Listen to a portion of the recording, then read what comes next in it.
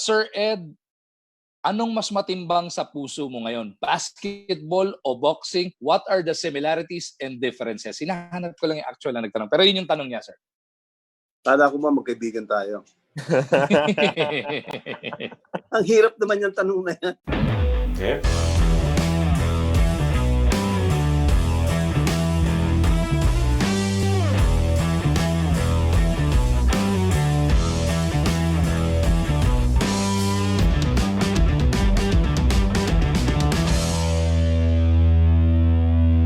I know we've been saying this a lot all week long, pero it's another special edition of our 2T dahil isa na naman sa mga legends of Philippine sports broadcasting ang ating makakasama. Of course, Carlo Pamintuan right there with us. Sir Ed Pigson, Boss Ed, kamusta na po? Hi Magu, hi Carlo. Okay naman. Ito, well, sabi mo nga legend, so ibig sabihin matanda na. Okay lang. Ganun talaga eh. Alam mo, na-miss ka sir ni Dadine Quinito. Gusto yata niya kahapon sabay kayo mag-guest sir. Dahil ikaw daw ang miss na miss niya sa lahat ng partners niya. Pinola ka na naman ng Kastilang yun. Hindi, miss ko rin yun. Mahal ko yun. And of course, si Sir Ed has been away from the broadcasting the PBA games for a while now dahil, sir, sa boxing ka, sa ABAP ka talagang nakatutok ngayon. And recently, meron na naman tayong dalawang nag-qualify for the Tokyo Olympics, which is going to be pushed back another year. Yes. Siyempre, we're very happy na nag-qualify si Yumir Felix Marshall at si Irish Magno. We were unhappy that Nesty Petesio somehow wasn't able to make it. Pero I'm sure meron pa namang chance, no? Although ngayon di pa natin sigurado kung anong mangyayari because there was supposed to have been another qualifier, yung World, no? Kasi yung pinuntahan namin sa Jordan, that was the Asian Oceanian qualifying tournament, no? For Asia and Oceania, which of course includes Australia, New Zealand, and the Pacific Islands, no? Sa May dapat merong qualifiers ng World. Kasi nga, aside from before the Asian Oceanian qualifiers, merong Africa, no? Yung Africa natapos 'yon. Sumunod yung Asia natapos, Asia Oceania. Tapos right after that, nag-umpisa yung European, no? And after the third day yata, tinigil. So hindi natapos, no? And then, yung Americas, North and South America, hindi na tinuloy. And then, yung World nga, wherein yung mga hindi naka-qualify dun sa apat na continental qualifiers, meron sanang pagkakataon na mag-qualify dun sa World qualifiers. Hindi ko pa alam kung anong mangyayari, pero sinabi naman ng initial na mga pronouncements, no, is that they will find a way para yung European hindi na tapos, yung Americas hindi na nangyari, tapos yung World pa, no. So I don't know how they're gonna do that, no? Pero matagal pa naman, more than a year. Sir Ed, not just for Filipino boxers but for everyone who joined dun sa Asia Oceania qualifiers, malaking epekto ba yung paglipat because the original one was supposed to be in China, 'di ba? Hosted in China. Naka-apekto ba dun sa preparation? Naka-apekto ba sa Wuhan preparation? mismo. Yeah. Did it affect the preparation of the fighters? Insofar as yung postponement and the transfer from Wuhan to Amman, Jordan, I don't think so. Isang buwan lang naman yun eh. So dapat kasi February yung Wuhan, no? The Asia Oceania. Dapat yun ang una eh. Tapos Africa. So nangyari, nauna yung Africa. And then yung Asia Oceania happened in Amman instead of February, March. So isang buwan lang ang naging delay. So I don't think it really mattered a lot, no? As a matter of fact, tingin ko mas nagkaroon pa ng panahon para maganda. Boss Ed, dun sa sinasabi mong huling world qualifiers para din sa mga hindi pa nakakahabol, yung mga huling habol, sino pa mga pambato natin na tinitingnan mong makakalusot doon? Well, number one, syempre, is Nesty Petesio. She's the world champion in her weight category, no? And then, well, yung iba, we feel na pwede sanang maka-qualify si Ian Clark Bautista and some other boxers na kumbaga nasa cusp, nasa bingit sila. We have not actually identified kung sino-sino ang pwede, no? Kasi naudlot eh. Ang plano sana namin noon pagkatapos nung Jordan, we will dive right into preparations and training for the world qualifiers to determine kung sino sa kanila, no? Kasi wala namang shoe-in dyan eh.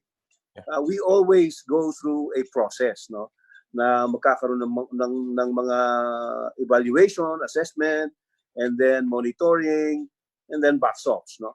So sa ngayon hindi ko pa masasabi kung sino talaga, kung sino-sino, pero there are maybe 4 or 5 more who we might. But then again, it just could be 2 or 3. I don't know. Hindi pa masabi. Depende sa performance nila in training, and of course other factors that we take into consideration, like their discipline, their attitude, di ba, punctuality, etc. Attendance. Yeah. Sir Ed, marami po talaga yung nakakamiss sa boses ninyo kasi maraming nanonood sa atin live ngayon. I'd like to say hi to a few of them. Kila Gab Ferreras, Macario Andres, Ronnie Nacion, Ed Joseph San Miguel, Jason Lau, Francis Carion, and Wilson Manangan, all watching live right now. Sir Ed, salamat naman dyan sa mga kamag-anak ko na yan. Last week po, the ABAP released a strong statement about, you know, the state of Yumir Marshall right now. Dahil, yun nga, according to the statement, marami na yung mga pumapaligid sa kanya wanting to pry him away from the amateurs and actually turn him professional. How do you deal with situations like this, sir? Well, actually, Carlo, no, from what I understand, some of them have called me.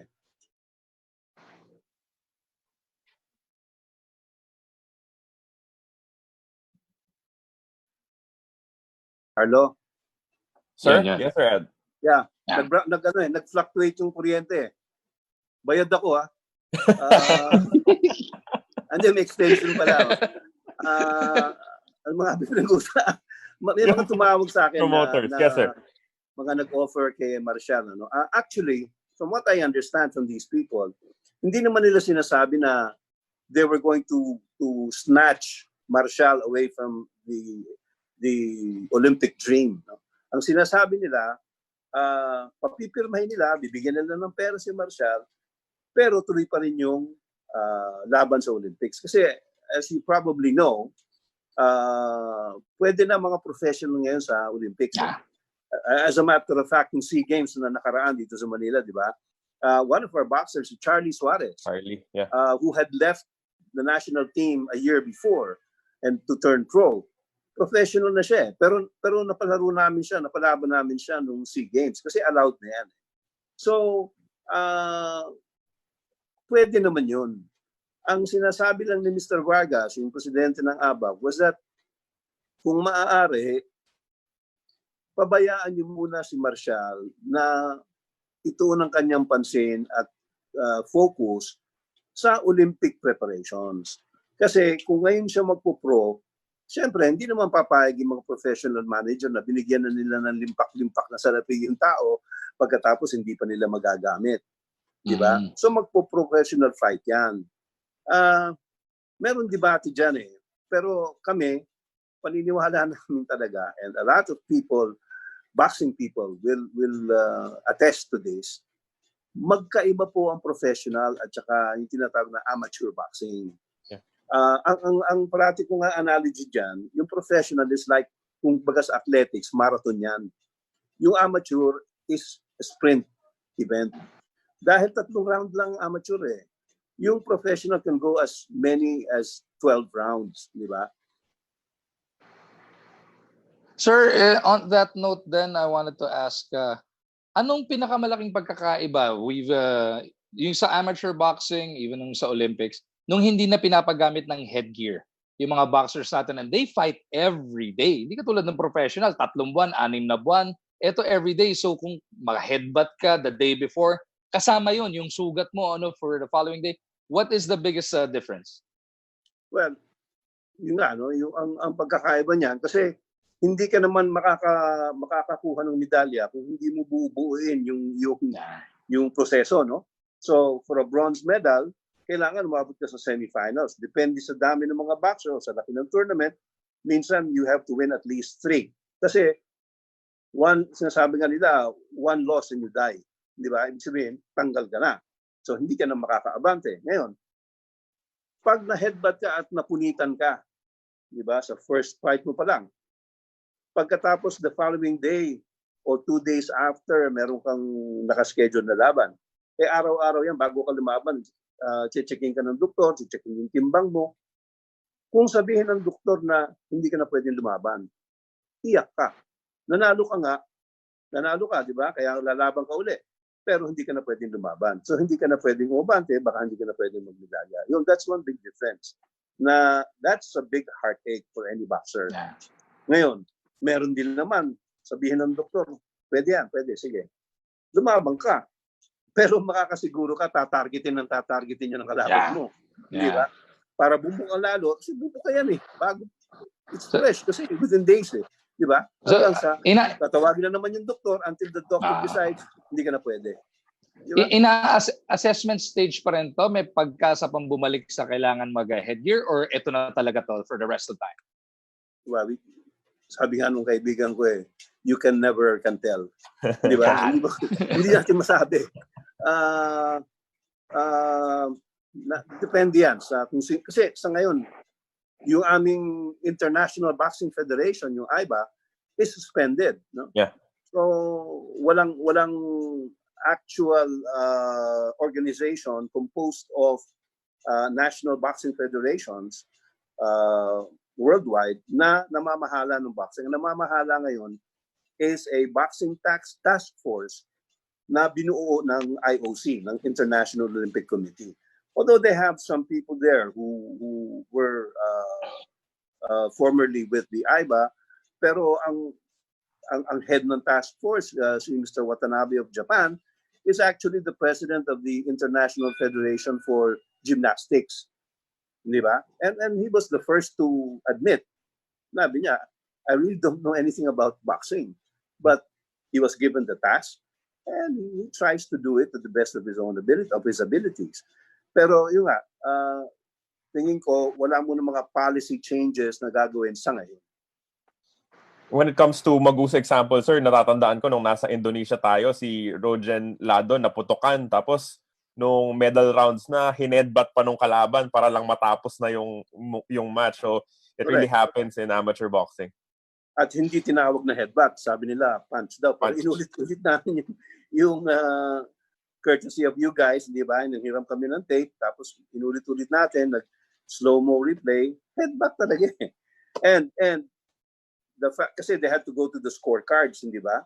Yes, nakita namin doon sa replay, yung tape, yung pinanood namin, na paulit-ulit, halos hindi sumusuntok yung kalaban eh, pero binigay pa rin sa kanya yung decision. Nanalo pa rin.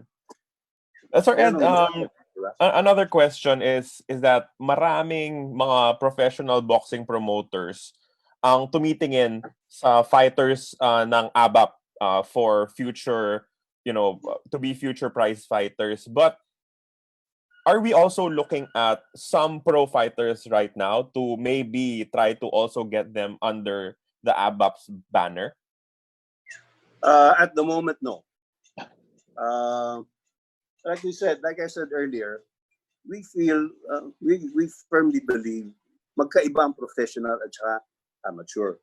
As a matter of fact, ilang mga professional boxers na through the years, no, na nakipag-spar sa mga boxers natin sa amateur. by and large, hindi sila manalo eh. Sabi nga sa akin isang sikat na boxing manager and promoter, nung pinapanood namin yung laban, nandun yung mga bata niya, tsaka mga boxer ng ABAP, may dumating na isang sports writer, tinanong siya, "Sir, kumusta?" "Eto, binubugbog kami ng mga amateur," sabi niya gano'n. Tapos sabi niya sa akin, "Ano ba yung problema ng mga bata mo?" Sabi ko, "Bakit?" "Ba't parang nagmamadali?" Sabi niya gano'n. Pag tunog ng kampana, banat ka agad. Sabi ko, "Pare, nagmamadali talaga yung mga yan kasi 3 rounds lang eh. We don't have the luxury of pacing, forma, hindi ba? Studying the style of your opponent. Wala na yan eh. Di ba? Banat ka na kaagad." That's a basic difference eh. Kaya napansin namin, pagkakaspar ng ABAP boxers yung mga professional, ang bagal nila. Tapos ang pakiramdam nila, nagmamadali naman yung boxer mo eh. Di ba? Teka muna, di ba? Forma pa ako. Hindi pwede. Walang forma rito. Upa ka na kaagad. That is a basic difference. Kaya nga, medyo sa ngayon, I'm a little wary about our boxers going into the pros as babalik. Yeah. Di ba? Para lumaban for the country. Because like I said, these are two different animals, professional and amateur. No? Although, well, sabi nila, huwag na daw tawaging amateur, pero everybody refers to it as amateur. So, yun, you know what I mean. Sir Ed, with all this talk of boxing, looking at the feedback right now over on Facebook Live, ang dami biglang lumulutang na sobrang na-miss yung boses mo. Dahil syempre, we remember you covering basketball, the PBA. Hinahanap ko yung actual na nagtanong, parang nawala dito. May nagtanong na maganda, sir. Sir Ed, anong mas matimbang sa puso mo ngayon? Basketball o boxing? What are the similarities and differences? Hinahanap ko lang yung actual na nagtanong. Pero yun yung tanong niya, sir. Kala ko ba magkaibigan tayo? Ang hirap naman yung tanong na yan. Wala yung sa reviewer na binigay mo sa akin eh. Actually, Magu Carlo, hindi mo naman maaalis sa akin. I spent more than half of my life covering basketball. Wala pa sa PBA. I was covering small leagues like, nakalimutan ko na tuloy yung pangalan. Anyway, sa radyo, no? On radio, I was doing this league from the Dumlao Gym sa Shaw Boulevard. Sa Shaw Boulevard. Hindi pa pro sina Joey and Chito Loizaga, kung sino-sino, no? Maliit na gym na yun sa taas, di ba? Nasa second or third floor ng Dumlao building sa Shaw Boulevard. And nakakagulat din. Pagsakay ko ng taxi, sabihin sa akin, nakikinig ba kayo rito? Tapos yun pala, iba na yung pumalit sa akin, next game. Sabi ko, nanonood. Nakikinig pala kayo dyan. Yeah, masaya eh. Ano ba yung mga team, Jag Jeans, mga gano'n eh. Ito sa small league, no? Pero ang dami nanonood sa Dumlao, no? So, yung basketball, although ang unang-una kong sports coverage, baka hindi nyo alam, ewan ko Magu kung nakwento ko sa'yo. Ang unang sport na kinover ko, mahirap. High alay. Uy! Yun ang una. Kailangan patalasan na mata yun, sir. Mabilis yung kuwan na yun. Sobrang bilis nun, yeah. It was very interesting. Although, of course, nandun yung gambling component, kaya medyo may mga tao na ayaw nun. But I was thrust into it by accident kasi nasa Cebu ako noon, I was a disc jockey. As you know, I started out as a DJ. Disc jockey ko sa isang radio station sa Cebu. And then sa gabi, merong high alay coverage. Ang ginagawa ng reporter namin, tatawag lang kasi may event yan no? Every 15 minutes yata. Tatawag, itong resulta, ganito. So one time, nagkasakit yung reporter and the manager asked me kung naiintindihan ko ang high alay. I'm sure nabalitaan nyo rin ito na napagkwentuhan na natin ito Magu. Nag-aaral ako sa Letran Yeah. In Intramuros, and our house was in Malate. So, pauwi ako, jeep ako, dadaan ka sa High Alay.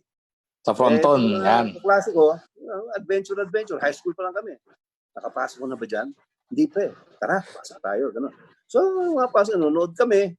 Hindi ko maalala kung kumusta kami. Anyway, nanonood. So, naintindihan ko highlight. So, when my station manager asked me if I could, get the results, resulta rin naman. Yeah, sure. So, ganun. No? Tatawag every 15 minutes, sasabihin ko, eto ho nanalo, ganun. Nabora ko. Biglang, ako ko ano pumasok sa ulo ko, pinlay-by-play ko. Ganon. Sa madaling salita, when I got back to the studio the following day, pinagalitan ako. Ano ginawa mo? Ganyan. Dapat 1 minuto ka lang, 10 minuto ka doon. Ginawa mo basketball. Sabi ko kasi nabobore na ako. Tapos, ang sponsor no, sigarilyo eh. Tumawag yung sponsor, nagustuhan nila. So, tuloy na nila yung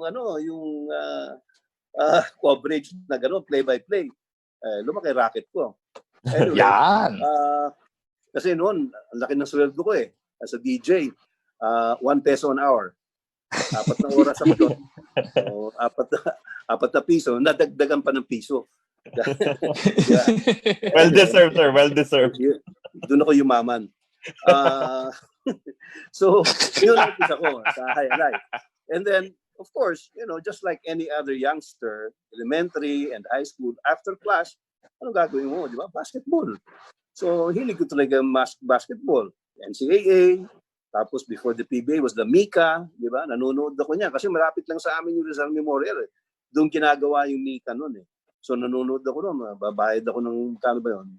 75 yata or 80 centavos ang general admission noon. So, when the opportunity arose, I was a disc jockey dito na sa Broadcast City with BBC, in Banahaw Broadcasting. And then, nakuha nila yung kontrata for the PBA with, nakalimutan ko na kung anong production company, but gusto nila may radyo. So the radio component was BBC. And dahil nga nagko-cover ako ng High Alay, tinanong ako, kaya mo ba ang basketball? Naku, yun ang dream ko, sabi ko. Doon ako napasok. So, lumayo na yata ako sa tanong mo. We're all enjoying this, sir. We are all enjoying this. Kung paano nga ba? So, well, yun nga, no? Ang una kong pasok dyan, sa radyo ng PBA, sa BBC, Banahaw Broadcasting. And then, nagpalit ng yung kontrata, went to another, well, napunta na sa Vintage, no? Kay Bobong Velez. And then it so happened, one of the producers, kaibigan ko si Flor Malong. And he offered me na, sumama ka rito. Sabi ko, sino kasama ko dyan? Bago eh. Sabi, hindi pa masyadong kilala, pero mahusay. Ganun. Sige, sabi ko, hindi ko kilala yan, pero okay kaya kami. Kasi alam mo naman yan, mag-good, di ba? Gusto mo, may chemistry na kaagad kayo eh. Yeah. Partner kayo eh. Sabi ko, ako, play-by-play or analyst o ganito. Palitan lang kayo. Sabi ko, gano'n. Sige, sabi ko, ano pangalan yan? Si Sebio. Si Seb Sarmenta. Okay.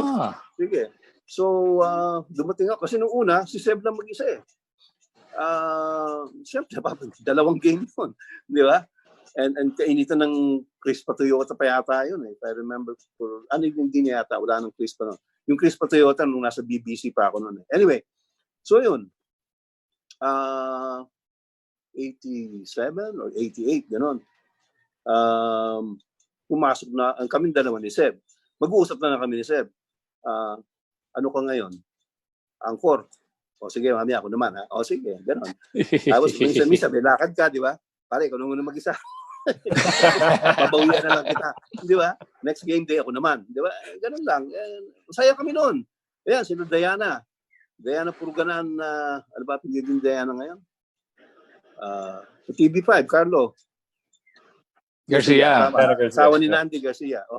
Yun. Si Diana, producer namin yan. Masaya kami noon sa radyo. And then pumasok na yan sina Al Mendoza, were guest analysts. Kasamang Al. Oo, kasi kasamang Al, siya noon yung presidente ng SCOOP eh. Di ba? Yung Sports Columnist Organization of the Philippines, yung meron pero ang tawag ni Joe Cantade noon, the Sports Communist Organization of the Philippines. Anyway, yun yung umpisa noon until na after a while, pinaakyat na kami kasi sa baba kami noon eh. Yung radyo sa baba, no?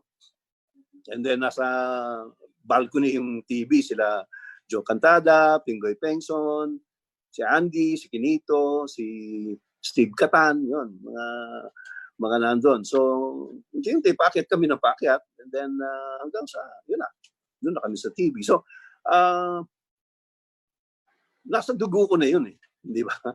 Hindi mo na maaalis yun. Pero ngayon, ang concentration ko talaga, and I'm not much of a multitasker eh, guys. Meaning ko na, no? Pati nga yung, di ba, I used to write a column for the Manila Bulletin. And several times, yung editor nila, si Tito Talaw, have asked me, baka pwede ka namang magsulat, ganito, gano'n. Sabi ko, medyo asiwa sa akin eh. You know, I might write something that may not jive with what I'm supposed to do as the Secretary General of the association, the Boxing Association. So, sabi ko, pag-iisipan ko muna. Yun, so, I even our president, Ricky Vargas, who is the chairman of the PBA, parate ko niloloko. Bumalik ka na sa PBA, tatanggalin na kita dyan sa ABAP eh. Ikaw muna, boss. Sabi ko gano'n, nag-i-enjoy pa ako rito eh. Dito muna ako. Sa totoo lang, no, aaminin ko rin, ang dami kong hindi kilala ng mga player. Ewan ko, ang kilala ko pa, sina Yoyoy Bilamin eh. So wala na. Carlos, sino pang inabot ni Sir Ed kaya? Sino si Asi Taulava, sir, inabot mo pa yata? Oh yeah. Si Asi, actually, his first game ever in the Philippines was in Ormoc City. Oh. PBL yon, PBL with Blue detergent. No? Blue, yeah. Dumating yan. At that time, ang commissioner ng PBL was Yang Giao, Coach Yang, no? And he asked me, kasi may Bismin Cup ng PBL besides Mindanao Cup. And then, nabalita nga na ginagawa yung gym sa Ormoc. And the mayor then, Mayor Codilla, was a good friend of mine. He even made me a consultant doon sa pagpapatayo ng gym kasi gusto nga niya maglaro ang PBA doon. Ang sabi niya sa akin, Mayor Codilla, the late Mayor Codilla, sabi niya, basta ang gusto ko maglaro rito, unang-una PBA. Sabi niya, kasi yan ang dream ng mga taga-Ormoc. Nung natapos yung gym, tamang-tama naman, yung Bismin Cup, kinausap ako ni Coach Yang. Ed, baka naman pwedeng Sabi ko, naku, teka, ang dream ng mayor, PBA eh. Sabi niya, bira naman, bakit ano ba naman ang PBL? Hindi pa pwede. So anyway, I talked to the mayor, pumayag, one thing led to another, dumating. Tapos, yun, dumating si Asi. Ang laki nito ah. Sabi ko gano'n. Tapos sabi ko, what position do you play? Sabi niya, I can play any position. Oh, talaga? Sabi ko, yabang naman ito. Anyway, nung may isang player pa doon who claimed, who was a half-brother of Senior Moment. Sino tong taga Chicago, yung maraming tato na may Rodman, sir. Dennis Rodman. Yeah. Kapatid ni Dennis Rodman, di ba? May kapatid dito yan eh. Yeah. So, he was playing for for the same team, Blue detergent. So, nag-motorcade kami, maliit yun eh. Hindi naman siya kalakihan eh. Si Asi, alam mo naman, yung kulay niya, tapos blonde hair, nasa likod sila ng pickup truck eh. Andun nakasunod ako sa sasakyan na kasunod. Sinisigawan siya. Are you Rodman? Welcome back everyone dito sa 2OT Facebook Live with Sir Ed Picson. Nagka-fluctuation po ng kuryente kaya naputo lang ating live. Ang sarap pa naman ng mga kwento ni Sir Ed Picson. Sir, balikan lang po natin kanina. You were talking about Asi Taulava wanting to go to Samar to trace his roots, no? Gusto niya makilala yung mga kapamilya nung mother niya. Yeah, that's right. He wanted to go to a place called San Jose, Samar. And it was 5 hours away, one way. Gusto niya bumalik the same afternoon. Sabi ko, hindi pwede. Sabi ko, why do you want to go there? Sabi niya, I want to look up my mom's relatives. So, hindi naman nangyari, no? Kasi hindi nga pwede. Alam mo naman yung mga biyaheng ganyan, balikan lang yan. Sana hindi naman kayo sa mga ganyan, coverage, di ba? So, pagkataas ng game, the following day, uwian na. So, hindi siya nakapunta. Anyway, that was PBL days yun. It was his first game in the Philippines sa Ormoc ginawa. And then, fast forward a few years after, nasa PBA na siya, no? And then, nagkaroon ng question tungkol sa kanyang Filipino roots. So, di ba, ang daming mga issue. And then, I remember I was talking to Ronnie Nathaniels, nasirang Ronnie. Kukwentuhan kami doon sa Araneta, doon sa palabas ng Green Gate. And I was, we were talking about the Taulava case, etc. Sabi ko, well, you might be interested to know. Sabi ko na ganito nga, kinuwento ko yung nangyari sa Ormoc. And this was way before there were any issues at all about citizenship of PhilAm or PhilForeign players. Wala pa noon nung panahon ng sa Ormoc, kasi hindi pa uso yung mga PhilForeigners eh. So walang issue about PhilForeigners. Doon na lang, nung nasa PBA na sila, sina Asi, sina Alvarado, sina Parker, yan. And then sabi ni Ronnie, are you sure about that? Yeah, sabi ko, he talked to me directly. He didn't ask anybody else. I don't know if he asked anyone else, but he asked me. And I told him he couldn't go. So sabi ko, if you think about it, if this is all a scam, that he doesn't have relatives, why would he have thought about it when there were no issues being raised about the Filipino-ness of PhilForeigners? Wala pa yan. Walang nagko-question nun eh. So sabi niya, yeah, you better tell people about it. I said, who will I tell? Let me talk to the commissioner. Commissioner then was, if I recall correctly, is Colonel Yenko, Mariano Yenko. And then Colonel Yenko put me in touch with the people from Talk and Text.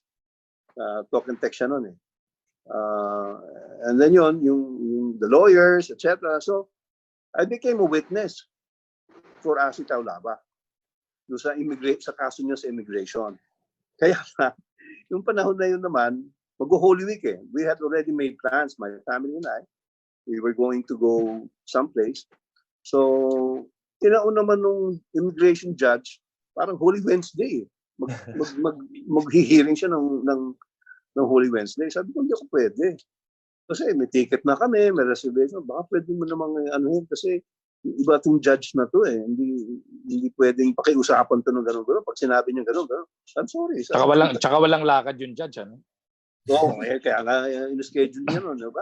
Anyway, so, ang ginawa nung law firm, pinagawa ako ng deposition, what they call a deposition. Yun, parang sinumpa ang salaysay, di ba? Kumbaga sa Tagalog. Yun, sinabi ko kung yung mga nangyari, pinirmahan ko, and that was used as evidence. No? I don't know what happened. Actually, Asi had to leave, di ba? For a few years. And then somehow, naayos, no? He was able to come back and all is well. Pero yun ang nangyari. Sir Ed, we had a question earlier from one of our producers, si Raul Maningat. He was asking about how you developed your style in anchoring PBA games. Did you have someone that you looked up to back then na inaral nyo rin yung estilo and parang pinagbasehan dun sa paggawa nyo ng play-by-play, or was it all on your own? Meron. Si Kuya Cesar. Inaabot yun eh. Pero paano magpe-play-by-play yun? Di ba may iwan yun? Ang estilo nun narito na po ang jump ball ng laro, si Kuya Mon Fernandez at si Kuya Abet Didabe. Ito po ang jump ball, umpisa ng laro. Ang score po ngayon ay 21-14. So, the jump ball 21-14. No, well, actually, bata pa ako, I was always watching and following sports coverages. Kung ano meron, bibihira nun sa TV. So sa radyo ako nakikinig. I would listen to the coverage of the Tour of Luzon. I would be listening to the coverage of Elorde's fights. And then of course basketball, no. Yun naman ang mga mabibigat nun na yung tatlong sports na yun ang merong radio coverage sigurado. Mika, basketball, Tour of Luzon, cycling, and ano po yung sinabi kong isa? Tatlo. Basketball. Hindi ko na bakit yung basketball. Yung number 1, basketball. Basketball. So, and then, nagkaroon sa TV, yung Mika, bihira yun. Tsaka, iba nga, parang replay yata Although, inabot ko yung dulo ni Kaloy Saga. Ganun ako matanda. Di ba? Napanood ko pero hindi na masyadong ginagamit si Kaloy noon. But, yeah, yun. And then nung bata ako, ang sikat noon yung Radyo Patrol. No? Bago naging TV Patrol yan, Radyo Patrol yan Sila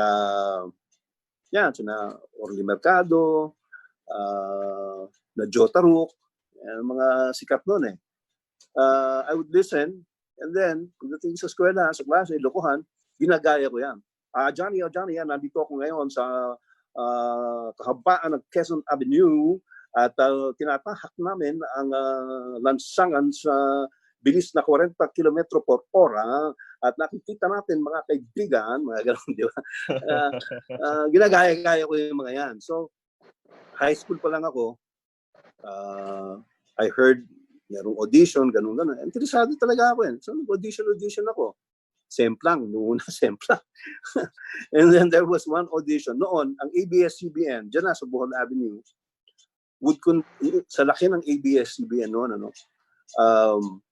they would hold auditions every Friday. Every Friday of the month, mag-audition ka. Pero yung pila, mula doon sa harapan ng lobby ng ABS-CBN, yung ABS-CBN niya, hanggang Quezon Boulevard. Yung pila. Oo. Pila ako doon. Yun. Nakuha ko as trainee. Trainee muna ako doon. Ang tagal. 3 buwan na yata akong trainee. Nainip na ako. And then my lola in Cebu got sick. Terminally ill. So sabi nung father ko, punta mo lola mo. Ganun kasi mukhang grabe na. So I stayed in Cebu. Siyempre, wala naman ako ginagawa. Narinig ko may audition na naman. Audition na naman ako. Ito na, Manila Boy, di ba? Tapos, may pila rin. Nandun ako sa gitna ng pila. Ewan ko kung ano pumasok doon sa station manager, nung in-audition ako, tinigil yung audition. Pauwiin mo na iba, sabi ng gano'n. Ito na, kukunin na natin to. Ginagaya ko yung mga DJ sa Manila di ba? Magaling ako manggaya So, she was impressed, I guess. Ang nangyari naman, yung mga, siyempre, mga teenager kami lahat or early 20s, no? Martial, hindi pa, bago mag-martial law. Nung tinigil, yung mga nakapila, pinauwi. Yung nasa likuran ko. Siyempre, masama loob na, teka muna, bakit, hindi pa tapos yung audition, hindi pa kami, hindi, ito na, kukunin na namin ito. Siyempre, mainit ang ulo sa akin. Eto na. Hintay mo pagbab kasi 4th floor yun walang elevator Wala kang ibang dadaanan, hagdan. Hintayin ka namin sa baba Patay ka. Manila boy Manila boy ka. Ginabi ko doon. Hindi makababa. So, yun. But, it turned out after one, naging barkada ko rin yung mga yan. So I started there in Cebu as a disc jockey, and then yung High Alay. So pagbalik ko rito, ano pa lang ako noon eh. High school graduate lang ako noon. Actually, ang usapan namin noon, mag-i-enroll ako eh sa Cebu. Kinuha ko yung pang-enroll na ginastos ko sa highlight. Yan na. Hindi ako nag-enroll. So nung nalaman ng mother ko, nagalit siyempre kasi hindi pa ako tumatapak ng college eh. So pinauwi ako, pinuntahan ako, sinundo ako ng nanay ko.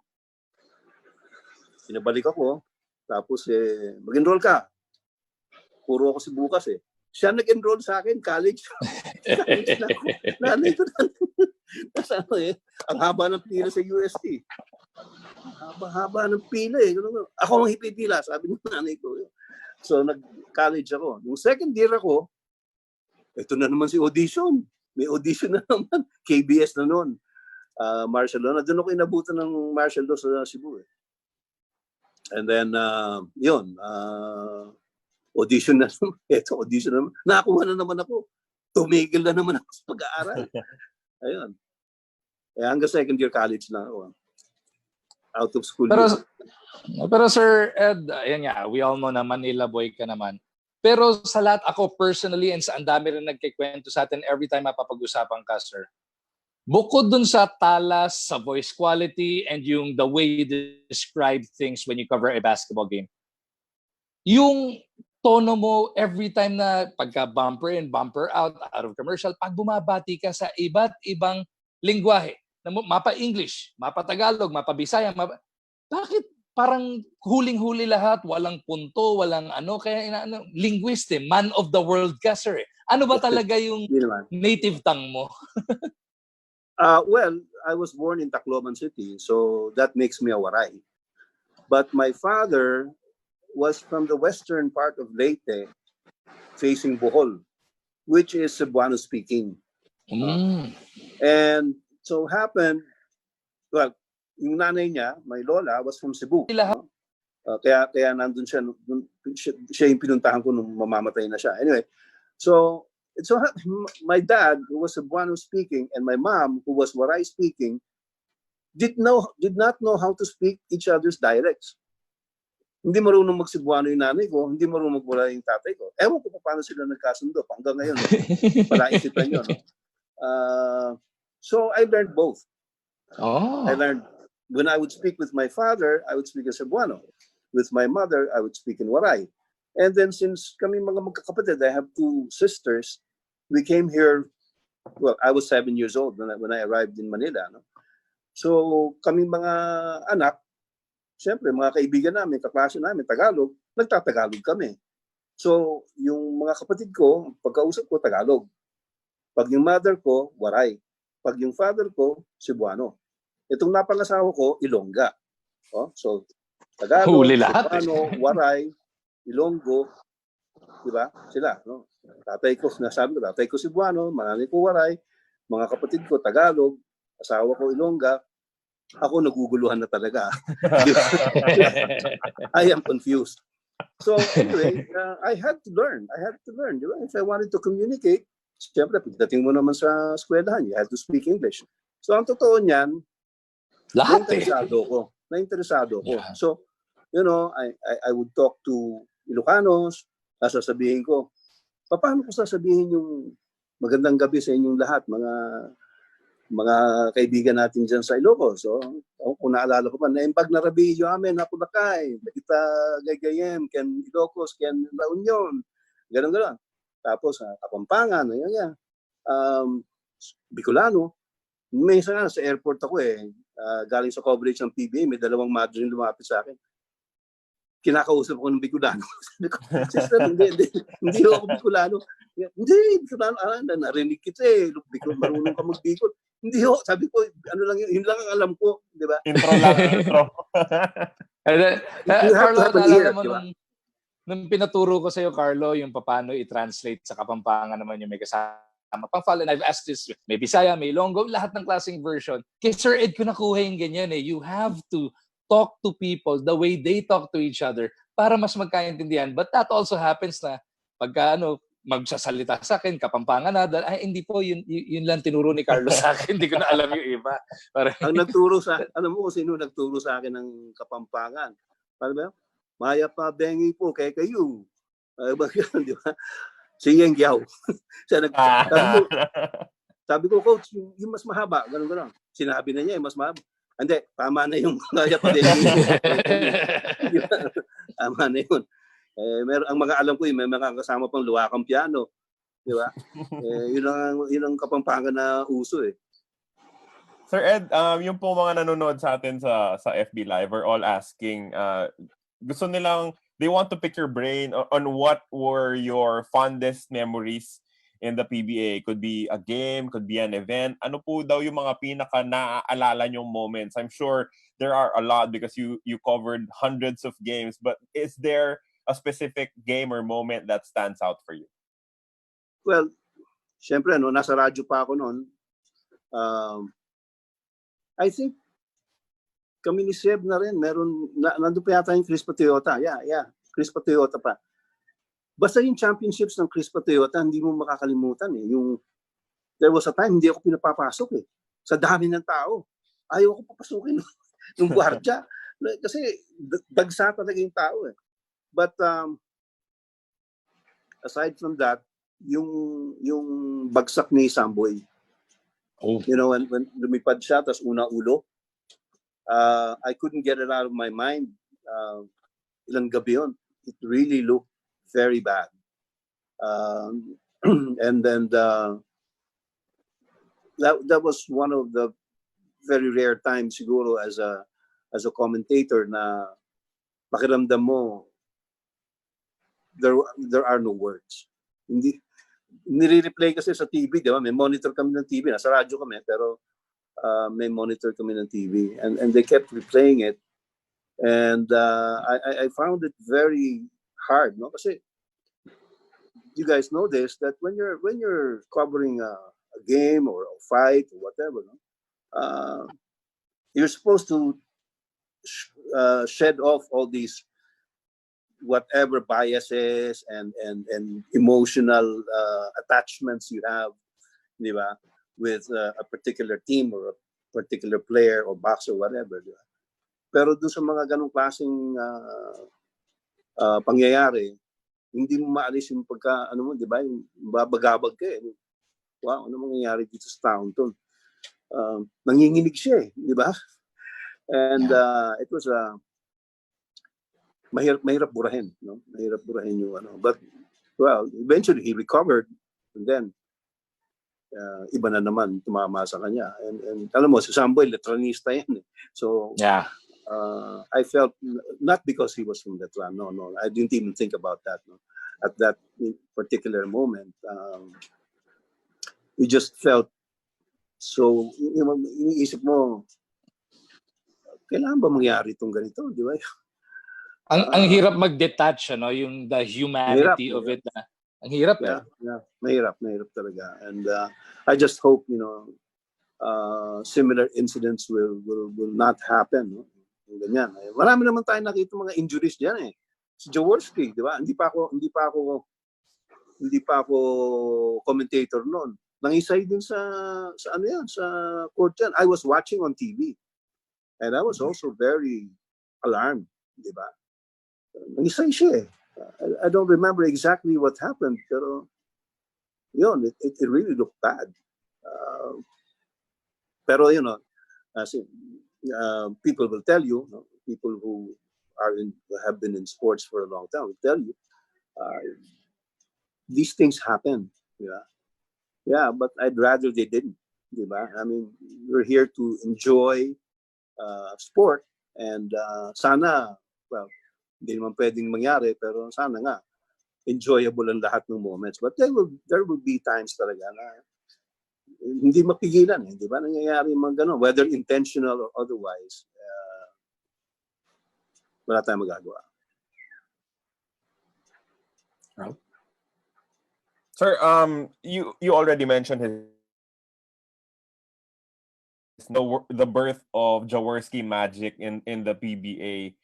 from the early stage, naramdaman niyo po ba that it would turn out to be something special, something that would change really the landscape of Philippine basketball?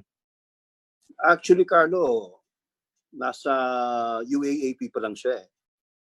And pinagkakaguluhan na si Jowo. He was with UE. And I remember one particular article that came out in the, if I'm not mistaken, the Manila Times magazine noon. Merong, ano bang magazine noon ng Manila Times? Nakalimutan ko na. But it was written by Reca Trinidad.